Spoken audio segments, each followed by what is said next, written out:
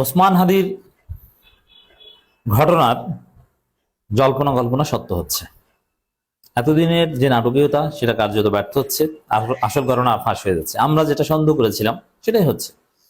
আপনারা যেটা দেখছেন খালি চোখে, যে পশ্চিমবঙ্গে ওসমান হাদির হত্যা মামলার প্রধান দুই আসামি যারা সরাসরি শুট করেছিল তারা গ্রেপ্তার হয়েছে, বাংলাদেশে অনেকের মধ্যে খুশির বন্যা।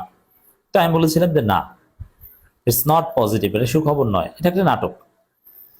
এটার মাধ্যমে তারা আরেক অঘটন ঘটাতে চাইবে, ফেরত দেয়া, আরো নানান বিষয়ে অনেক জটিলতা বেঁচে থাকবে। তো এটা জাস্ট বিএনপি সরকারের ইমেজ বাড়ানো এবং কোনো ইল মোটিভে এটা করা হয়েছে। বাস্তবে তার আগেই গ্রেপ্তার হয়েছে। ডিজিএফআই এর মহাপরিচালক ভারত সফরের পর তাদেরকে গ্রেপ্তারের বিষয়টা তার সামনে আনা হয়েছে এবং এর পেছনে ইল মোটিভ আছে ডেফিনেটলি। তো দর্শক, এবং এই শুটার কোথায় বা হেফাজতে আগে থেকেই ছিল এবং শুটারের কাছ থেকে এই যে দুজন গ্রেপ্তার হয়েছে, প্রয়োজনীয় তথ্য এটা আগে থেকেই অনেক কিছু তারা জেনেছে, কিন্তু এটা সামনে আনেনি এবং কোনোদিনও সামনে আসবে বলে মনে হচ্ছে না। এবং ওরা দুইজন হয়তো বলির পাঠা হবে, কিন্তু পর্দার অন্তরালের যে মাস্টার মাইন্ড তারা হয়তো বা ধরাছোঁয়ার বাইরেই চলে যাবে, বরং এটা পলিটিক্যাল ইউজ করতে পারে। দেখেন খবরটা দেখেন। পশ্চিমবঙ্গের একাধিক পুলিশ সূত্র ও স্থানীয় সাংবাদিকদের সঙ্গে কথা বলে জানা গেছে, বনগাঁওয়ে গত বছরের 29 ডিসেম্বর তাদের গ্রেপ্তার করা হয়। এরপরে এই আইন শৃঙ্খলা রক্ষাকারী বাহিনী গত পরশুদিন কেবল সেটা স্বীকার করেছে। দেশের তদন্তকারী সংস্থার একাধিক কর্মকর্তা বলেছেন এই দুজন আগেই গ্রেপ্তার বা আটক ছিল বলে তাদের কাছে তথ্য ছিল। বুঝতে পারছেন, 29 ডিসেম্বর তাদের গ্রেপ্তার করা হয়, আর এখন জাস্ট বলা হয়েছে। এই জন্যই কোনো ছবি কিন্তু প্রকাশ করা হয়নি। যদি এই গত পরশুদিনে যদি গ্রেপ্তার করা হতো তাহলে তাদের ছবি কোথায়, গ্রেপ্তারের সময় অভিযান কারা দেখেছে, কি ভারত বাংলাদেশের, বনগাঁও তো বাংলাদেশের যশোর একদম রাস্তার এপার ওপার, আমরা অনেক চা খেয়েছি, আড্ডা দিয়েছি, ওখানে কোনো পার্থক্যই নেই, ঘর বাড়ি মানুষের আচার আচরণ সবকিছু একরকমের। তো ওইখানে ছবি তোলা, ভিডিও করা, সাংবাদিকরা ওটা নিয়ে এটা কত কিছুই না হতো, কোন থানায় নিত কি, এগুলো অনেক ছবি বের হতো। কিন্তু না, এটা গোপন রেখেছে, আগে গ্রেপ্তার করে গোপন রেখেছে, গোপনে কাজ করেছে, এখন জাস্ট এটা স্বীকার করেছে। নইলে কোনো ছবি আসতো। আপনারা যে ছবি দেখছেন ওটা এআই জেনারেটেড, যে হ্যান্ডকাপ করানো সেই শুটার গ্রেপ্তার, পাশে তার সহযোগী একজন, এগুলো এআই জেনারেটেড, ওটা কোনো রিয়েল ছবি নয়। তো দর্শক, এই হচ্ছে নাটকীয়তা, যে 29 ডিসেম্বর গ্রেপ্তার করে এখন স্বীকার করা হচ্ছে। কেন এখন স্বীকার করা হচ্ছে? কোন ইল মোটিভে। ওই যে এটা ডিজিএফআই মহাপরিচালকের সাথে নিয়ে কোনো নাটক হতে পারে। এমনকি বিএনপি সরকারও না, ভারত তাদের পছন্দ মতো কাউকে ফাঁসানোর চেষ্টা করতে পারে। অন্তর্বর্তীকালীন সরকারের কোন উপদেষ্টাকে যারা ভারতের সাথে বেশি বাড়াবাড়ি করেছিল, এরকম কাউকে যদি ফাঁসানোর প্রয়োজন হয়, চূড়ান্তভাবে ফাঁসাতে না পারলেও অ্যাটলিস্ট ফ্রেমিং করে, মিডিয়া ট্রায়াল করে অনেক কিছুই করা যায়। যেমন রাজশাহী বিশ্ববিদ্যালয়ে কোনো হত্যাকাণ্ডে চোখ বুঝে শিবিরকে দায়ী করতো প্রথম আলো, ডেইলি স্টার, সবাই শিবিরের ছেলেদের জীবন তামা তামা করে দিত, এদের ছাত্রত্ব শেষ হয়ে যেত, এক পর্যায়ে বিদেশে পাড়ি দিত, আবার প্রথম থেকে পড়াশোনা করে তাদের মানুষ হতে হয়েছে।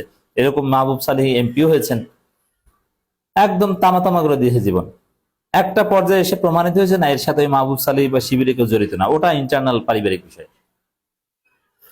কিন্তু মিডিয়া ট্রায়াল বা শিবির জড়িত, এর মাধ্যমে যা করার করা হয়েছে, ফাঁসি দিলে যা হয় প্রায় সেটা হয়ে গেছে ক্ষতি করা। এই জন্য চূড়ান্ত ভাবে হয়তো কিছু করা সম্ভব না, কিন্তু ভারতের হেফাজতে যেহেতু আছে, অনেক আগে গ্রেপ্তার করেছে, তো ওদেরকে পড়িয়ে মুখস্থ করিয়ে কোনো একটা নাটক যদি সাজানো যায়, এদিকে বাংলাদেশের ডিজিএফআই ওখানে সবর টবর করে এসেছে, অন্তর্বর্তীকালীন সরকার কোনো উপদেষ্টা বা ভারত যাকে প্রয়োজন মনে করে তাকে যদি ফাঁসানোর চেষ্টা করে, টানা 2-3 বছর প্রচারণা চলবে, তারপরে দেখা যাবে যে না, আসলে ঘটনা মিথ্যা ছিল, তদন্তে পরে ভিন্ন মোড় নিয়েছে। এভাবে নাটক করতে পারে। এর মানে এই যে গ্রেপ্তার যে খবর, এটা আর এক অশনি সংকেত।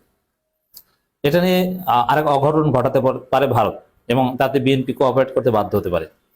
কারণ বিএনপি তাকে ফেরত আনতে পারছে কি পারছে না, এটা বিএনপির একটা ক্যাপাসিটির বিষয়। অলরেডি দেখেন, ভারত অলরেডি খেলছে, কনসুলেট অ্যাক্সেস চাচ্ছে, ভারতকে বলছে বাংলাদেশ তাকে জিজ্ঞাসাবাদ করতে চায়, ফেরত আনার চিঠি টিটি সব রেডি, অনেক কিছুই হচ্ছে, কিন্তু কলকাতা নাকি কোনো রিপ্লাই দিচ্ছে না।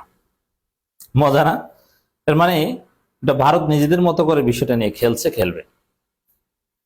তো দর্শক, এই যে 29 ডিসেম্বরে গ্রেপ্তার, এটা এখন বলা হচ্ছে হাদি হত্যার আসামিদের বিষয়ে ভারতের কাছে কনসুলার সুবিধা চেয়েছে বাংলাদেশ। পররাষ্ট্র প্রতিমন্ত্রী শামা ওবায়দ এই কথা বলেছেন, কিন্তু ভারত কনসুলার সুবিধা বা কোনো রিপ্লাই দিচ্ছে না, তাদের মতো করে নাটক সাজাচ্ছে। তাহলে ওভারঅল এটা নিয়ে আরেক ষড়যন্ত্র হচ্ছে। কোন উপদেষ্টাকে বা ভারতের শত্রু যারা, ভারত তাদেরকে ফাঁসাবে। এখন ভারতের শত্রু তো জামাত, এনসিপি, তারাও তাদেরকে ফাঁসাতে পারবে না, এখানে তারা অপ্রাসঙ্গিক। অন্তর্বর্তীকালীন সরকারের কোন উপদেষ্টাকে ফাঁসানো সম্ভব, যে তারা জানতেন, ফাঁসানো বলতে তারা হত্যা করেছেন তা না, তারা জানতেন, পরিকল্পনা হয়েছে, অথবা সেনাবাহিনীতে কিংবা প্রশাসনে যারা ভারত বিরোধী মারাত্মক, এরকম কাউকে ফাঁসানোর ষড়যন্ত্র হতে পারে, যে ভারতের সাথে লাগতে আসছো, দেখো তোমাকে ওসমান হাদি হত্যায় ফাঁসিয়ে দিয়েছে। আর ওই শুটার যারা গ্রেপ্তার হয়েছে, এত সহজে ভারত তাদেরকে দিবে না। ভারত বলবে তারা অবৈধ অনুপ্রবেশ করেছে, আগে এই অবৈধ অনুপ্রবেশের মামলা সেটেল হোক, আগে এটা শাস্তি হোক, আদালতের রায় হোক, তারপরে না আপনারা নিতে পারবেন। কারণ আগে আমার দেশের আইন লঙ্ঘন করেছে, এটার আগে একটা বিহিত হোক। এভাবে স্বাধীন তদন্ত বা বাংলাদেশ সরকার হাতেও থাকবে না যে একটা স্বচ্ছতা আমরা দেখব। ভারত যেভাবে খেলবে ওইভাবে খেলা দেখতে হবে। খেলা বুঝছেন কি খেলা চলছে? রাজনীতি যে কতটা নোংরা, ভারতের ফরেন পলিসি, তাদের নীতিমালা যে কতটা নোংরা, এখান থেকে একটু দেখেন। ওসমান হাদিকে আওয়ামী লীগ ক্ষোভের বশবর্তী হয়ে হত্যা করেছে, বিষয়টা মোটেই এরকম নয়। এর সাথে আওয়ামী লীগের চাইতেও বড় কোনো শক্তি জড়িত। এমনকি অন্তর্বর্তী সরকারের কেউ না কেউ জড়িত থাকলেও থাকতে পারে, জড়িত হয়তো ভারতপন্থী কেউ, কিন্তু ফাঁসাবে ভারত বিরোধী কাউকে। It's not impossible. Sharif Osman Hadi হত্যা মামলার প্রধান আসামি ফয়সাল করিম ওরফে মাসুদ এবং তার সহযোগী আলমগীর হোসেনের বিষয়ে ভারতের কাছে কনসুলার সুবিধা চেয়েছে বাংলাদেশ বলে জানান পররাষ্ট্র প্রতিমন্ত্রী শামা ওবায়দ। গত শনিবার রাতে ভারতের পশ্চিমবঙ্গের বনগাঁও এলাকা থেকে দুজন গ্রেপ্তার করা হয় বলে জানিয়েছে ভারতের পুলিশ। অথচ এটা 29 ডিসেম্বরে গ্রেপ্তার, যেটা এখন ভারতের বিভিন্ন গণমাধ্যম বলছে। ভারতের কিছু কিছু গণমাধ্যম তো আছে স্বাধীন, তারা এগুলো বলার চেষ্টা করছে। আমি ওখানকার একটা পত্রিকা থেকে আপনাদের শুনিয়েছি 29 ডিসেম্বর কথা। আমি জানি না যে এটা সত্য কিনা, জাস্ট এটা যথেষ্ট সন্দেহ রয়েছে।